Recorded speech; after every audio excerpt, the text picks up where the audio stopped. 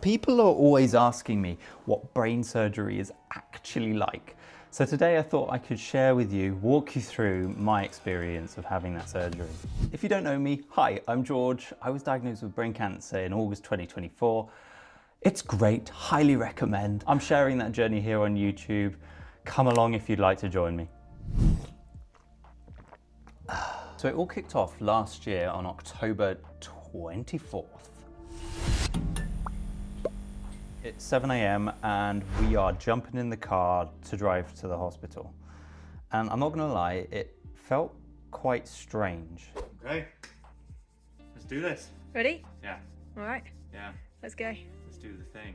It felt, there wasn't fear, but it felt quite odd for me because I had this idea that once I leave home, the next time I come back, life could be a hell of a lot different than it is right now.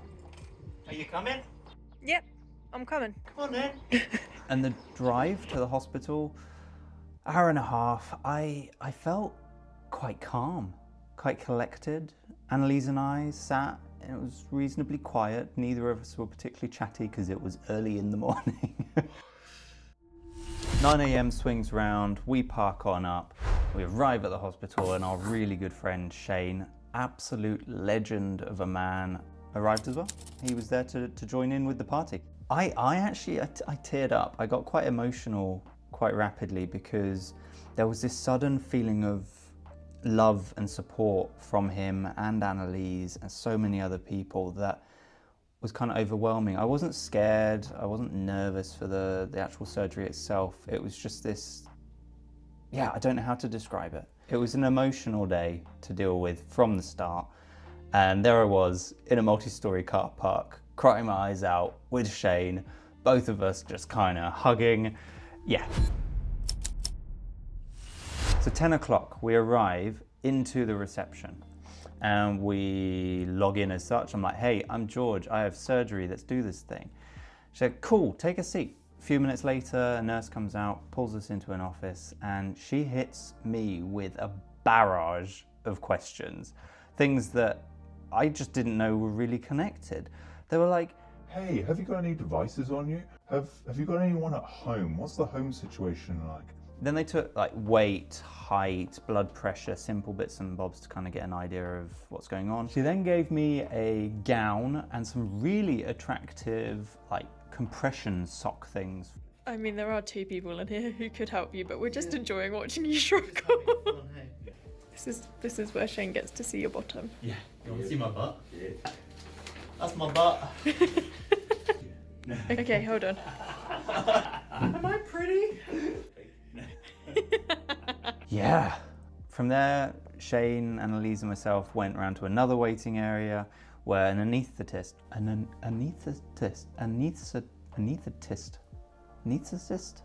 however you say that word, lovely guy, came and had a chat with me. Main things about that were asking, like, do I have all my own teeth? Is there anything I need to know about in there? Have I had an anaesthetic before? Those sort of ideas. There weren't many questions, but it was nice to have that connection with him, knowing that he was going to be the one in the room with me, looking after me whilst I'm asleep. And it was quite interesting because there was this period of waiting in between the anaesthetist and then the next section where I was like, hey, I need a wee. So I went to the toilet and there was this big mirror in the toilet. And I remember standing there looking at myself in the mirror, in my gown and my very attractive socks, and kind of giving myself a pep talk. I was there looking at myself going, George, you've got this thing. You are stronger than you know. This is gonna be fine. You're gonna go to sleep, you're gonna wake up, you're gonna have a little bit of pain or something to deal with on the other side, but it's going to be okay. They then put me onto a bed and I got rolled into another room where the neurological surgical registrar, lovely, lovely lady, she came in just to kind of talk through what's going to be happening. One of the things that stood out was that she said, George, this is a really big event for your life, but it's my 9 to 5. And that was like oh my gosh. Yeah, like she's doing this day in, day out. She's got to be good at the job, otherwise she wouldn't be doing it. And it just released a little bit more of that pressure that comes along with these sort of things that people have to go through. And she asked if I had any questions. I had one big question, which was, can I have a photo of my brain? Because not many people have photos of their brain. And so I thought that would be kind of cool to have a picture of my brain, because nobody really gets to see their brain. So I will be posting some of those photos later on in the video. If it's not your thing, I will give you warning, but you will see my brain. From there, said goodbye to Annalise and Shane, and then I was wheeled off into the theatre, or the prep for the theatre. So there's an anaesthetic room. It's all quite foggy, trying to remember all these things and the detail. But I remember being wheeled in my bed, had 3 or 4 guys in there who were talking me through what's going on. They put in a cannula and we were just chatting away. It's very peaceful. At that point, I'd accepted what's going to be happening. I was on that roller coaster. I was just going to enjoy it, the good and the bad. And they plugged me in. They gave me something. I don't know what it was, but they said that it would just relax me. So, okay, cool, let's go with that. Then asked them, hey, I don't suppose before we go in, I could just have 2 minutes to meditate, to just be here for a minute. Yeah, sure, no problem. So they popped through into the surgical room, and there's like little glass windows, and one of them sat there at the window just keeping an eye on me. And I spent 2 minutes meditating. And in my head, I just had visions, like visualizing, coming out the other side, absolutely fine. I was calming my nervous system, and I felt really, really at peace. Very at peace. It was really odd. They then came back in when I gave them the nod, and they pulled my bed through into the surgical theatre. And that's kind of cool because there's all these lights everywhere and machines and just so much stuff going on in there. So it was really interesting. And one of them then says, hey, so we're all good to go.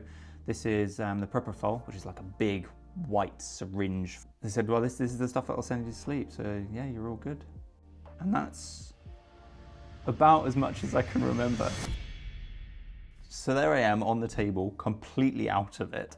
Meanwhile, Annalise and Shane went to the zoo. Shane's made a friend.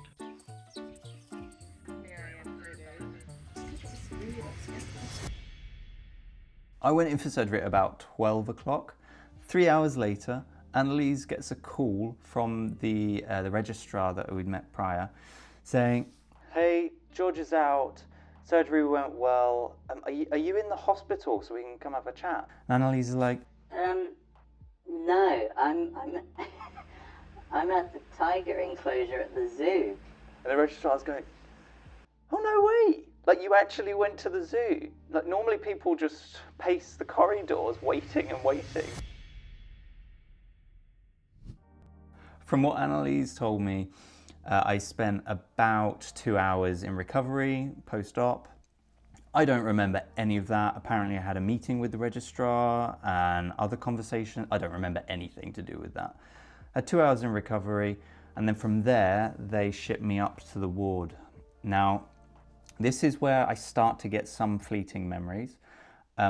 Where I was first really aware of what was going on was in an elevator, in a lift, and I remember the doors opening and Annalise and Shane being stood out the end, like stood right in front of me. Nope. One floor short.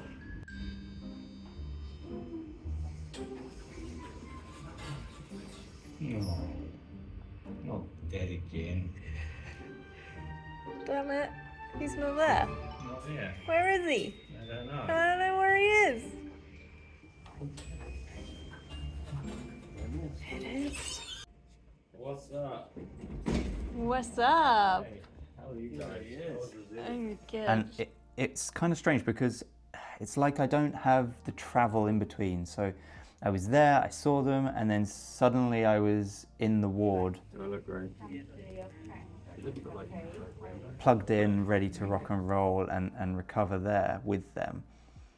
I remember it being dark. I remember like the nurse coming and going, checking on me. I remember having a phone held in front of my face and Annalise being like, hey, I'm gonna send a video to your family. I think that's this video. Are you going? You were going. Hey, my lamb. I am out the other side, as you can tell. I'm doing all right. Maybe a little bit of a headache and very light sensitive. But otherwise, living the dream. Do you want to show us that everything's working? It was all real Including the blur. tootie. And then another really good friend, Reese and Rowan, his partner, came to see me too. That's all a bit blurry, but it was so nice to see them. Then at about 9 p.m, I was moved to my own room, which was incredible. Nice to be away from all of the beep, beep, beep, beep, beep, beep, beep of all of the other machines going off. And at that point, like the pain in my head started to come forefront. Up until that point, I hadn't had anything. Obviously, the drugs had been working and I was still in and out of trying to work out what's going on.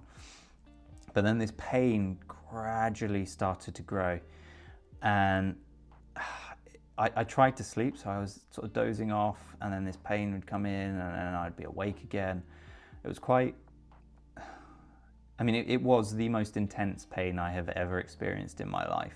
That night was just... yeah, I can't describe it. I can't describe the pain. I was in fetal position for basically the whole night. And so I said, hey, I need something for this. This is crazy intense right now. And they said, okay, we'll give you some morphine. So they gave me some morphine. It didn't do anything. Like, it didn't touch the sides at all. And eventually, bless him, middle of the night, anaesthetist got called in and he was like, okay, we'll try something else, a different opiate. So they gave me oxycodone, and that took some of the pressure off. And it was this point of relief of being like, oh my God, thank God for that. Now the morphine side of things did come back to bite me later on. I'll get onto that. Next morning comes around, and even this far post-op, everything is really quite blurry. So I was in hospital for 5 days total.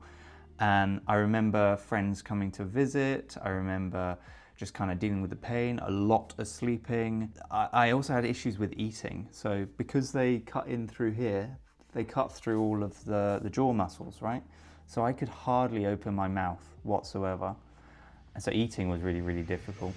So Monday swings round and I'm well enough and kind of steady enough-ish on my feet to be able to go outside, get some fresh air. So Annalise and Reese take me off down out the main entrance, and we sit down on a curb, and I'm there kind of coming to terms with the outside world again. The big thing was that they'd given me something called celecoxib. It made me crazy spaced out. Like, I was there looking at the birds and being like, whoa, this is kind of strange. It completely spaced me out, so I didn't last long. I was maybe outside for 10 minutes, then needed to get back to the bed just to chill. Next day, Tuesday rolls in. I have another MRI. That's just to check that there's nothing crazy going on in there, check that there's no bleeding, things like that have gone missed. And we waited for the results. And we just waited and waited and waited and waited and waited. And eventually we left at 5 p.m. What's happening, George? We're leaving. Where are we going? We're going home. I am so tired. Me too. Let's just hope we get home safe and sound. Yeah. We did the thing. We did the thing. Far out. What an experience. Okay, now we run. Let's go. Still slightly off balance. You okay walking?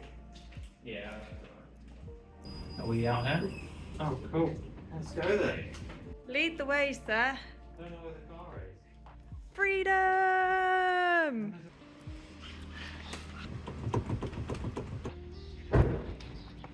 So we get to the car, got an hour and a half drive to get home. I'm there with like a pillow, holding onto this pillow, which I fell in love with, that pillow. But every single bump, like every single little bump on the road was like a flash of pain in my head. Awful, awful pain, like searing point.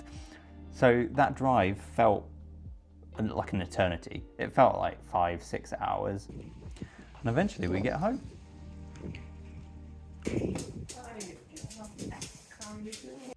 What an adventure that was. The next few days I just slept. That's basically it. I just slept. In 24 hours, I did 20 hours of sleeping, and I needed it. My brain just needed time to shut down, to chill out, to stop being on go and stop having all of these drugs pumped into me. Speaking of which, I mentioned the morphine that they gave me. That had a collateral damaging effect to me. I did not go for a poo for 5 days. 5. I've never gone that long without needing to go. That's because morphine, it gives you constipation, or it can do. It was painful. It was painful. And then, so 2 weeks, oh my God, itchy eye. 2 weeks post-surgery, I went to the GP and they pulled a load of staples out of my head. I did mention earlier that I had some pictures taken of my brain. I'm gonna post them in a moment. This is your warning. 5, 4, 3, 2, 1. I find it really quite interesting. I don't know why. Maybe I'm a little bit sick in the head. I mean I am, but literally, but you know what I mean. If you are interested in what I've been doing in the last almost 2 years in terms of my protocols, how I'm fighting this cancer, give this video a watch. It'll explain everything that I've been doing. So beautiful people, that is my experience of brain surgery. Highly recommend, kind of intense, somewhat enjoyable. No, not really. Thank you very much for watching. I will see you guys in the next one. Okay, love you, bye.